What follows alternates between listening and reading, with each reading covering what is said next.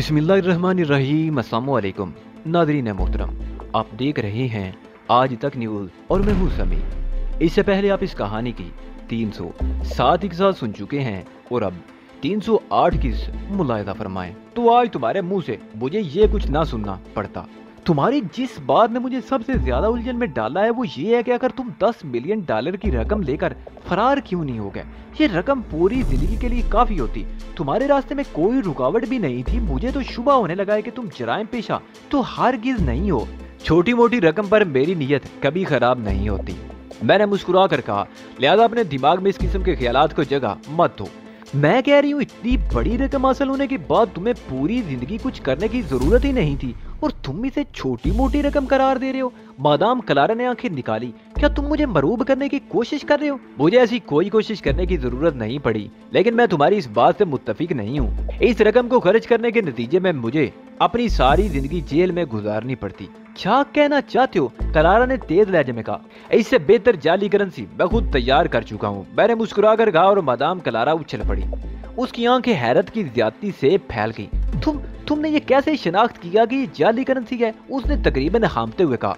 जाली करेंसी शनाख्त करने के लिए मुझे कुछ नहीं करना पड़ता, मैं सिर्फ एक नजर डालकर असल और नकल की तमीज कर सकता हूँ। और मेरी ये सलाहियत सिर्फ करेंसी तक ही महदूद नहीं है, मैं असली और नकली जेवरात और कीमती पत्थर भी इतनी आसानी से शनाख्त कर लेता हूँ। मादाम क्लारा बेचैन से अंदाज में सोफे पर गिर पड़ी। समझ में नहीं आता कि तुम चीज क्या हो, उसने बेबसी से कहा। कभी तुमने किसी से धोखा भी खाया है? धोखे खा खा कर ही तो इस मुकाम तक पहुंचा हूँ, मैंने मुस्कुरा कर कहा। मगर लोग समझते हैं कि मुझे घर बैठे सब कुछ हासिल हो गया है। और अगर तुम्हें इन नोटों के जाली होने के बारे में इल्म ना होता तो? मादाम क्लारा ने पूछा। फलूरा को साथ लेकर फरार हो गया होता। तुम झूठ बोल रहे हो, मादाम क्लारा हंस पड़ी। कोई भी अपनी नीयत का खोट इतनी सफाई से जाहिर नहीं करता। तुम गलत चक्कर में पड़कर खुद को उलझा रही हो, मुझ पर शुबा करके और मेरे बारे में सोच सोच कर खुद को हलकान कर रही हो। और इससे तुम्हें कुछ फायदा हासिल नहीं होगा बल्कि नुकसान ही होगा। असल मसले की तरफ से तुम्हारी तवज्जो हट जाएगी।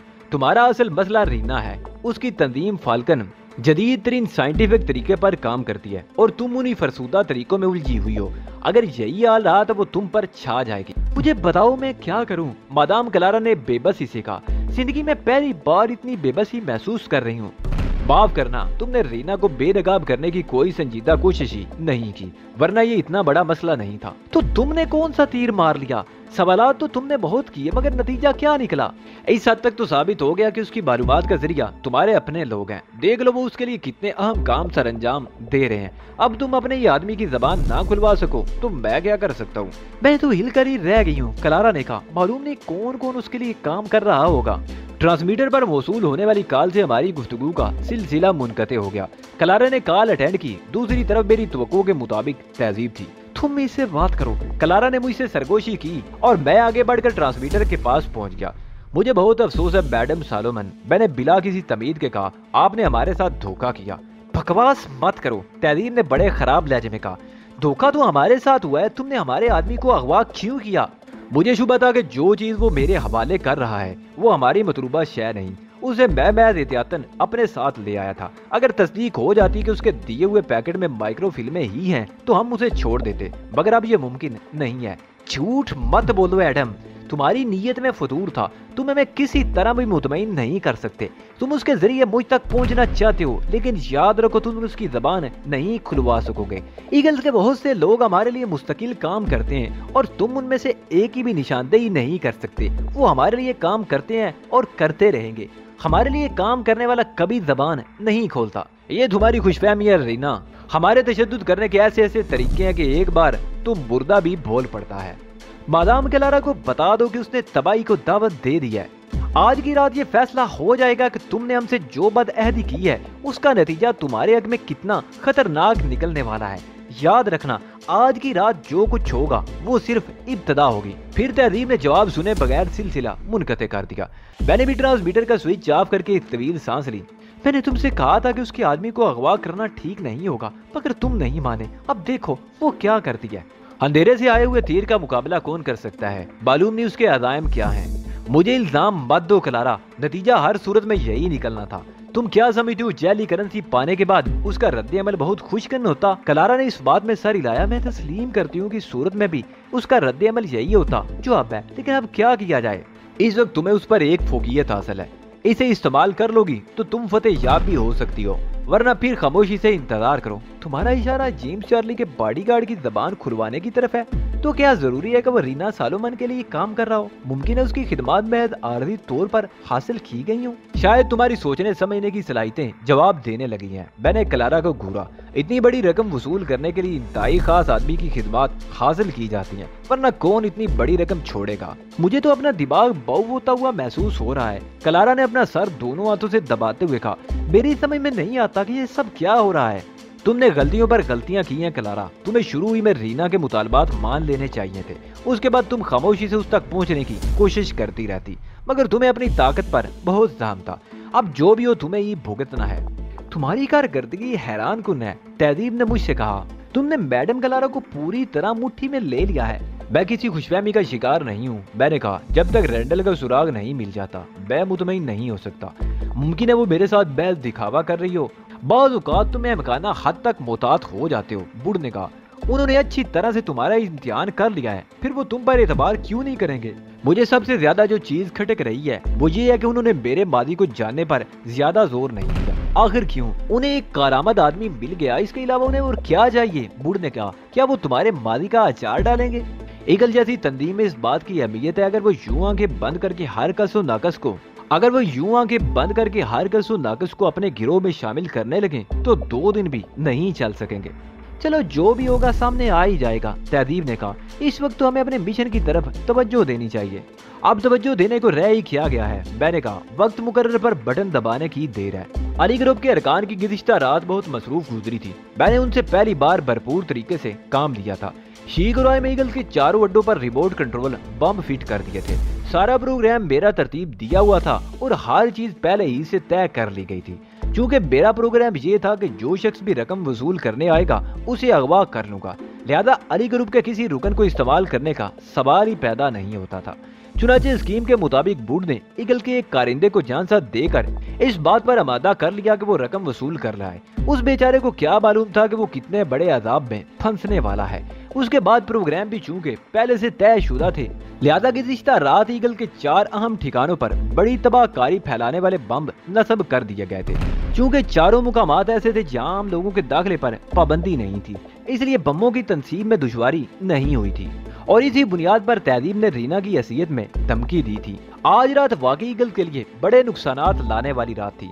हमें क्लारा की रिहायशगाह पर भी तवज्जो देनी चाहिए चीफ, बूढ़ ने कहा। उसके बगैर बात नहीं बनेगी। तुम बहुत बेसब्रे हो जाते हो। ये लोग इस काबिल नहीं है कि इन्हें अचानक मार दिया जाए, इन्हें तो तड़पा तड़पा कर मारने में लुत्फ आता है।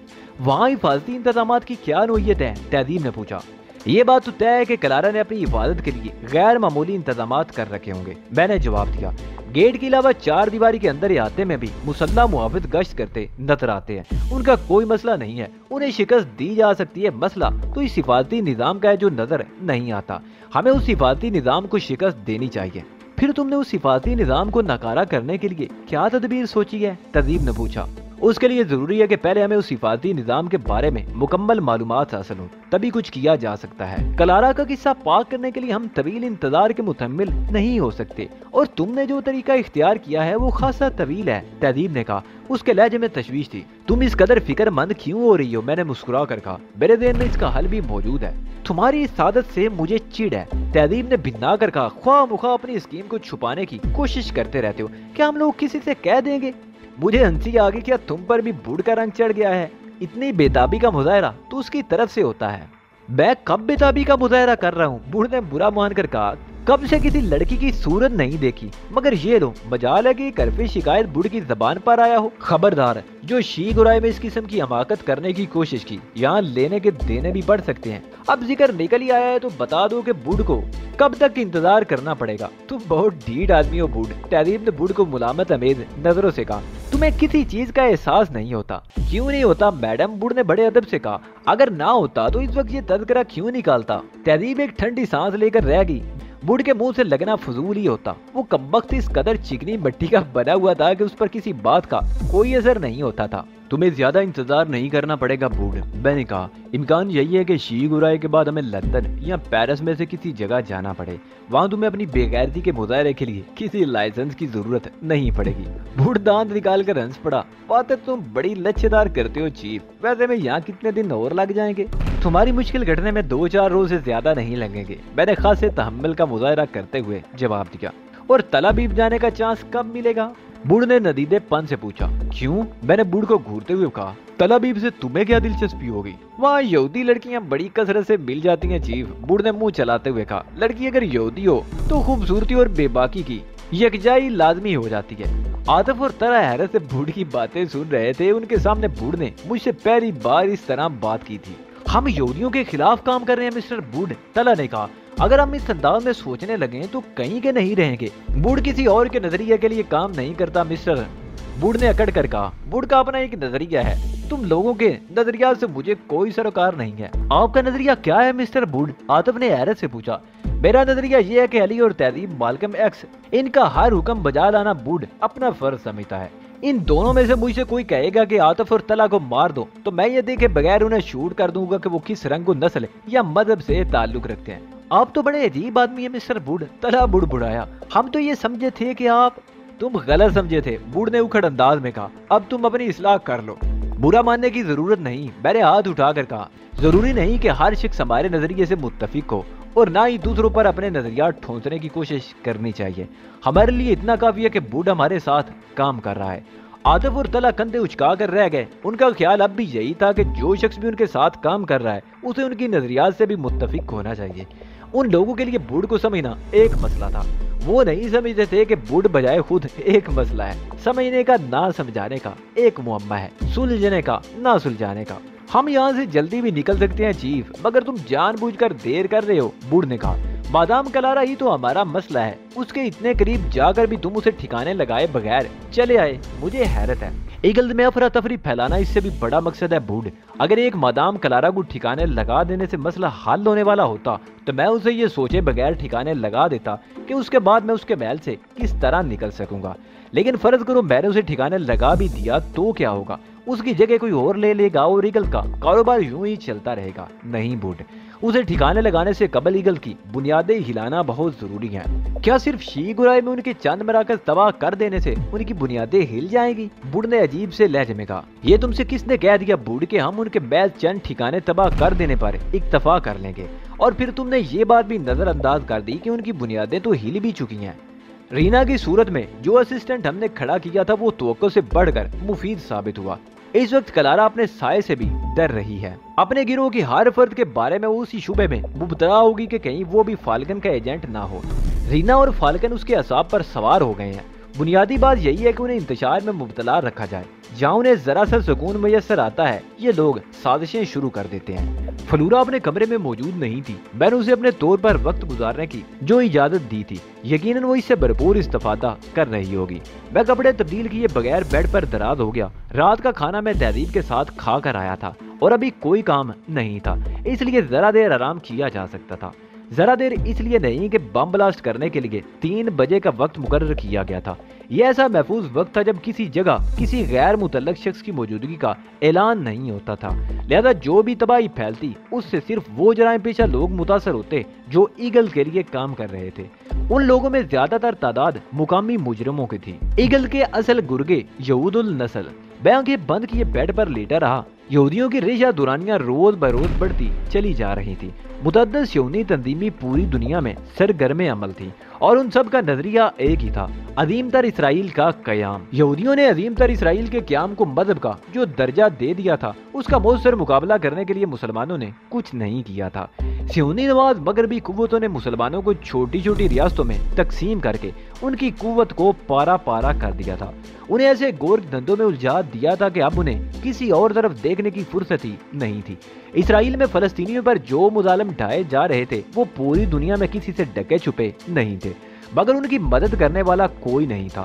امریکہ بہادر اعلان اسرائیل کی پشت پناہی کر رہا تھا۔ اس نے اسرائیل کو ایسے ہتھیاروں سے نواز دیا تھا کہ اب عرب مملکتوں کے اس پر فتح پانا تقریباً ناممکن ہو کر رہ گیا تھا۔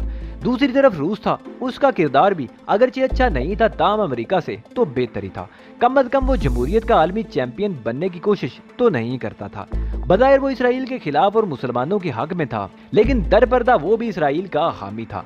अरब इसराइल को कशीदगी से फायदा उठाकर उसने अरबों को अपने कम मौसर हथियार फरोख्त किए और उनसे खूब रकम ईंटी।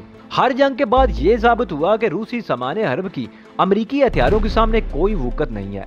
दुनिया के दो सुपर पावर ने मिलकर इसराइल को इतना मजबूत बना दिया कि अब उसकी शिकस्त ही नामुमकिन नजर आती थी, मगर वो फलस्तीनियों को दबाने में नाकाम थे। फलस्तीनियों ने इसराइल की शिकस्त तक जिद्दोजहद करने का इरादा कर रखा था। उनका अज़म आहनी था और अज़म आहनी के सामने जदीद तरीन हथियार भी बेवकूफ़ हो जाते हैं। फलस्तीन के मजलूम अवाम की जिद्दोजहद सरजमीन फलस्तीन पर जारी थी और मैं अपने चंद साथियों के साथ पूरी तरह उनका मुकाबला कर रहा था। यहूदियों ने मुझे अपना दुश्मन नंबर 1 करार दे दिया था। मैं ही उनके मायानाज एजेंट ओलिव हार्वर्ड के कत्ल का जिम्मेदार था और अब उसका एक नाम निहाद जानशीं मेरे मुकाबिल था। मोशे हार्वर्ड और गोल्डन ईगल के नाम से पहचाने जाने वाले उस शख्स का असल नाम रैंडल था। वो मुझे अपने लिए ओलिव हार्वर्ड से भी ज्यादा खतरनाक नजर आ रहा था। उसका पसे पर्दा रहकर काम करने का तरीका उसे ज्यादा महफूज बनाता था, लेकिन वो किसी भी वक्त मैदान अमल में आ सकता था। उसका अंदाजा उस वक्त हुआ जब वो अचानक ही शवालू के बेकअप में गोटेल एयरपोर्ट पर नमूदार हुआ। फिर उसने मेरा कामयाब अगवा कर लिया। अगर मैंने उसे अंदर से ना पहचान लिया होता तो मैं भी इसी खुशी फहमी का शिकार रहता कि वो फील्ड एजेंट नहीं है, बल्कि ऐसा बिग बॉस है जो बैठकर अहकाम सादर करने के अलावा कुछ और नहीं करता। उसकी जिंदगी का सबसे बड़ा मिशन मुझसे इंतकाम लेना था। उसका ये मतलब भी नहीं था वह कुछ और कर ही नहीं सकता। जजीरा मर्ग पर मैंने अपनी आंखों से देखा था कि वो कितनी दहशतगर्दों की फौज तैयार कर रहा था, मगर मुझे नहीं मालूम था कि रैंडल और कौन कौन से मंसूबों पर काम कर रहा था। गोटेल एयरपोर्ट से अगवा के बाद से अब तक खासे नशीबो फराज आए थे। जजीरा मर्ग पर 6 माह कैद गुजारने के बाद मैं रैंडल को जान सा देकर निकल आया था। हत्ता के टेरस भी मुझसे धोखा खा गया था और ये समझकर मुझे कैद कर दिया गया था कि खुदा न खास्ता मैं यहूदियों से मिल गया हूँ। तहजीब और बूढ़ को भी कैद से निजात दिलाई। फिर डेविड रियान मुझसे मिल गया। रैंडल ने फिर मुझे कत्ल कराने की कोशिश की थी। बस उसी वक्त मेरा पल्ला भारी हो गया। डेविड रियान से हासिल होने वाली कीमती मालूमात की रोशनी में मैंने एक मिशन तरतीब दिया था। रैंडल तक पहुंचने के लिए मैंने वही तरीकाकार अपनाने का फैसला किया था जिस पर वो खुद अमल पैरा था। मुझे अच्छी तरह याद था कि जब तहजीब ने मुझे उसके बारे में मालूमात फराहम की थी तो वो बोगस साबित हुई थी। रैंडल ने कहा था कि तहजीब को वही कुछ मालूम हो सका जो रैंडल ने चाहा।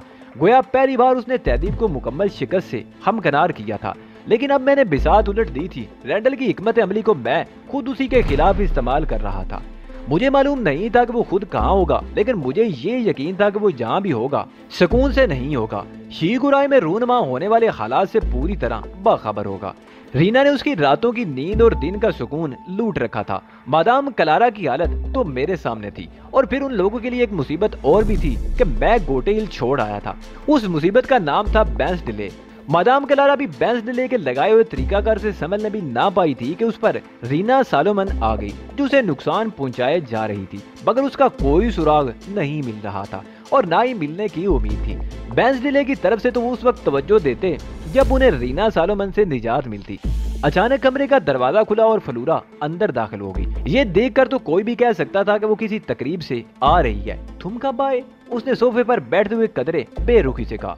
काफी देर हो गई, मैंने कहा, लेकिन तुम कुछ नाराज लग रही हो, खैरियत तो है? मुझे तुम पर गुस्सा आ रहा है, उसने मुंह फुला कर कहा। अगर 2 दिन भी तुम्हारे साथ गुजारने और पड़ गए तो मैं खुदकशी करने पर मजबूर हो जाऊंगी। क्या बात होगी? मैंने हैरत से कहा। मैंने तुम पर पाबंदी तो आयद नहीं की, तुम कहीं भी जाने के लिए मुकम्मल तौर पर आजाद हो, लेकिन तुम्हारी वजह से मुझ पर जो पाबंदियां मादाम क्लारा की तरफ से आयद की गई हैं उनका क्या होगा? फरूरा ने मुझे घूरते हुए कहा। मैं क्राउन क्लब चली गई थी, वहाँ मादाम क्लारा का फोन आ गया और मुझसे जवाब तलबी की गई कि मैं तुम्हें छोड़कर होटल से क्यों हटी। ये पहला मौका है कि किसी से इस तरह बराह रास्त जवाब तलबी की गई हो, और अब मैं तुम्हारे रहमो करम पर हूँ। ठीक है, मैंने एक तवील सांस लेकर कहा, मैं मादाम क्लारा को मुतला कर दूंगा कि तुम मेरे साथ खुश नहीं हो, ताकि मुझसे तुम्हारी जान छूट जाए। फलूरा बेयकीनी से मुझे देखने लगी। तुम्हें मालूम है इसका नतीजा क्या होगा? उसने कहा। मुझे तुमसे अलग कर दिया जाएगा और तुम अपनी लक से महरूम हो जाओगे। जबरदस्ती के सौदे मुझे कभी पसंद नहीं रहे। अगर तुम मेरे साथ इस कदर नाखुश हो तो मजबूरन मुझे वही कुछ करना पड़ेगा जो मैंने कहा है, क्या उसका नतीजा कुछ ही क्यों ना निकले। नहीं, फलूरा इकला गई। तुम मादाम क्लारा से कुछ नहीं कहोगे? क्यों नहीं कहूंगा, मैंने उसे घूरा। मुझसे ये बात बर्दाश्त ही नहीं हो सकती कि कोई शख्स अपनी मर्जी के खिलाफ जबरदस्ती मेरे साथ रहे। तो तुम्हें गलत फहमी हुई है, मैं तुम्हारे साथ नाखुश तो नहीं हूँ। कैसे नाखुश नहीं हो? मैंने आंखें निकाली, तुम्हारे चेहरे के तासरात तुम्हारे अल्फाज का साथ नहीं दे रहे। उसे अंदाजा हो गया कि बात बिगड़ चुकी है। वो समझ रही थी कि मैं उसकी खुशामद करूंगा, इसलिए वो मेरी मजबूरी है। आखिर मैंने उसे अपनी लक करार दे दिया था। उसके ख्याल में ये मुमकिन ही नहीं था कि मैं उससे दस्त बरदार हो जाता, इसलिए वो नखरे दिखा रही थी, रूठने का मुजाहरा कर रही थी ताकि मैं उसे मनाऊं। औरत ख्वाह दुनिया के किसी खित्ते से क्यों ना ताल्लुक रखती हो, उसकी ख्वाहिश यही होती है कि उसे चाहा जाए, वो रूठे और कोई उसे मनाए।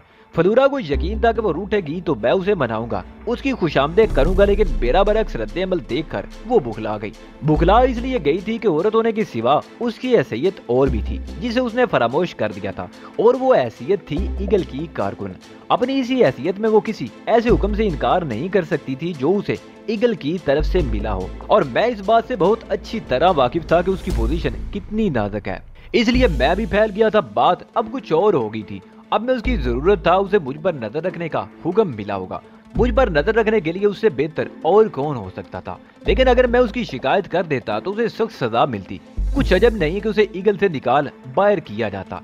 एक मामूली सी जिम्मेदारी पूरी ना कर सकने के बाद ईगल में उसकी मौजूदगी का जवाब भी नहीं रह जाता था। अरे मैं तो मजाक कर रही थी। अचानक फरूरा ने क्या लगाया, उसके तासरात यकदम ही तब्दील हो गए थे। अच्छा, मैंने भी जवाब में क्या लगाया, मैं भी मजाक ही कर रहा था, चेक कर रहा था कि तुम कितने पानी में हो, वरना ये कैसे मुमकिन है कि मुझ जैसे वजीहा आदमी से कोई लड़की मुंह मोड़ ले। फलूरा बुरी तरह जल गई होगी मगर मुंह से कुछ नहीं कह सकती थी। मैं उसे ऐसी धमकी दे चुका था जिसके बाद वो मेरी मर्जी के खिलाफ एक लफ्ज बोलने की भी हिम्मत नहीं कर सकती थी। उसके तासरात से अंदाजा होता था कि वो जल भुनकर कबाब हो गई होगी, मगर वो कोशिश कर रही थी कि किसी तरह अपने जज्बात का इजहार ना होने दे। तुम कुछ बोल नहीं पाई, मैंने उसे गौर से देखते हुए कहा। मैंने कोई गलत बात तो नहीं कही? नहीं, तुम तो शहजादा एक गुलफाम हो, तुम्हें कोई लड़की भला किस तरह ठुकरा सकती है? मेरा ख्याल है तुम्हारे पीछे तो लड़कियों की फौज लगी रहती होगी। गोया मेरा अंदाजा दुरुस्त था। मैंने एक तवील सांस लेकर कहा, तुम मेरे साथ खुश नहीं हो, तुम्हारे लहजे से इस बात का अंदाजा होता है। अब मुझे मादाम क्लारा से बात करना ही होगी। मैंने कोई गलत बात तो नहीं की। फलूरा संभल कर मुस्कुराई। तुम्हारी शख्सियत में वाकई ऐसी वजह है कि लड़कियां तुम्हारी कुर्बत की तमन्ना करती होंगी। इस बार उसके लहजे में शिरीनी थी, और इस शिरीनी ने झुंझलाहट और खौफ की इंतहा से जन्म लिया था। तुम बहुत समझदार हो फलूरा, मैंने दिल ही दिल में मुस्कुराते हुए कहा, और तुम्हारा ज़ौक भी बहुत उम्दा है। फलूरा कुछ नहीं बोली। शायद उसने मुनासिब यही समझा होगा कि मेरे सामने कम से कम बात करे ताकि उसके मुंह से कोई ऊंधी सीधी बात ना निकलने पाए। तुम करोन क्लब गई थी, वहाँ एडगर और टोनी कहीं दिखाई दिए? नहीं, वो दोनों ज़ेरे उताब हैं। अगर उनका कसूर सिर्फ तुम्हारे लूटने की हद तक होता तो शायद उनकी गुलू खुलासी हो जाती, मगर वो तो उससे भी आगे बढ़ गए थे। अब उन्हें बहुत सख्त सजा दी जाएगी। मैंने इस बात में सर हिलाया। अब तुम्हारा प्रोग्राम क्या है? 12 बज चुके हैं, क्या सोगी नहीं? मेरा तो काफी पीने को जी चाह रहा है। फरूरा ने यूं कहा जैसे मुझे छिड़ाना चाह रही हो। उसे क्या मालूम था कि मैं जागने के मूड में हूँ। जी तो मेरा भी चाह रहा है, मैंने कहा, मगर यहाँ नहीं, काफी शॉप में चल कर पियेंगे। चलो। फरूरा खिल उठी और हम दोनों कमरे से बाहर निकल आए। कमरे से बाहर रायदारी में निकला तो मुझे महसूस हुआ जैसे कोई शख्स रायदारी में मौजूद था जो हमें बाहर निकलते देखकर छुप गया हो। मैंने फलूरा की तरफ देखा, उसके चेहरे पर कोई खास असर नहीं था। मैं मोहतात हो गया।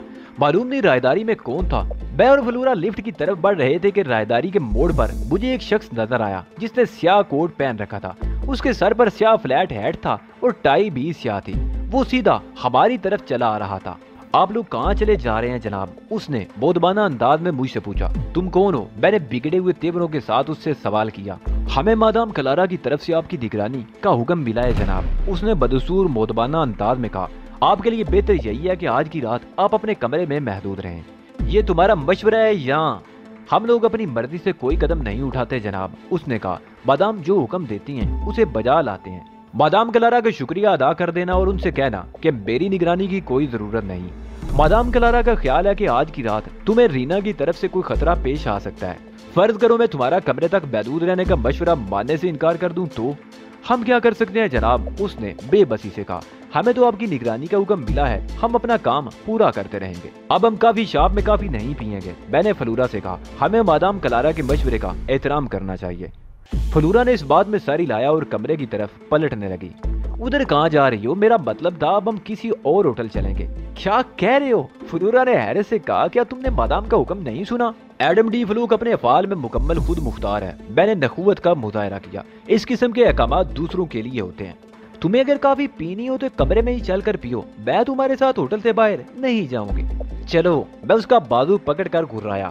فلورا اس سے قبل بھی میری گرفت کا کمال دیکھ چکی تھی۔ اس کے چہرے پر مردنی چھا گئی تھی اور اس نے بے بسی سے سیاہ سوٹ والے کی طرف دیکھا۔ آپ کو زبردستی نہیں کرنی چاہیے مسٹر فلوک، سیاہ سوٹ والے نے کہا۔ اس کا لہجہ نرم تھا مگر اس میں دھمکی بھی پوشیدہ تھی۔ اور اگر میں زبردستی پر اصرار کروں تو تم کیا کرو گے؟ میں نے تحقیر امیز انداز میں کہا۔ میں یہاں تنہا نہیں ہوں مسٹر فلوک، میرا ایک ساتھی اور بھی ہے۔ اس نے رائداری کی موڑ کی طرف دیکھا۔ اچھا، میں نے مزے کا انداز میں کہا، گویا تم مجھے دھمکی دے رہے ہو۔ سیاہ سوٹ والے کے انداز سے یوں لگ رہا تھا جیسے فیصلہ نہ کر پا رہا ہو کہ اسے کیا کرنا چاہیے۔